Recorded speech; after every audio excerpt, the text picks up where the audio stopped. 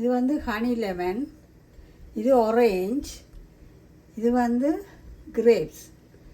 இங்கே கனடாவில் வந்து எல்லா ஃப்ரூட்ஸும் மலிவாக வாங்கலாம். 2 சீசனுக்கும் இந்த ஃப்ரூட்ஸ் வந்து வரும். இல்லை இப்போ வந்து ஹீட்டர் வீட்டுக்குள்ளே போட்டிருப்போம், அப்போ ஃப்ரூட்ஸ் சாப்பிடணும். வெயில் காலத்துலேயும் ஃப்ரூட்ஸ் வரும், வெயில் காலத்துலேயும் ஃப்ரூட்ஸ் வாங்கி சாப்பிடணும்.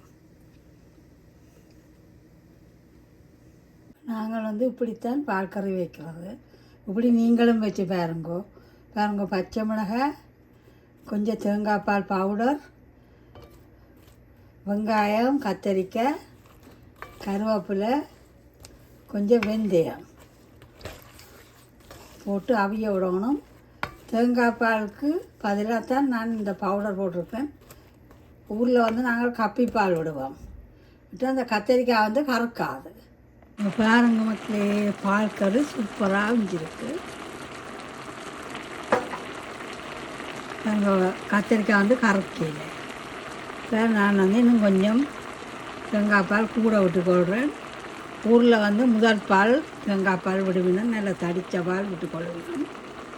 நான் வந்து பவுடராக கூடுதலாக போட்டுக்கொள்கிறேன்.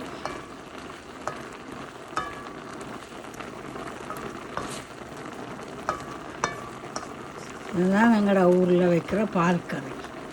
ஒரு கொதி விட்டோன்னே இறக்கிடணும்.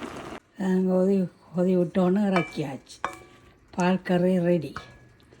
நல்ல ஒரு பால் கறி சூப்பராக இருக்கும்.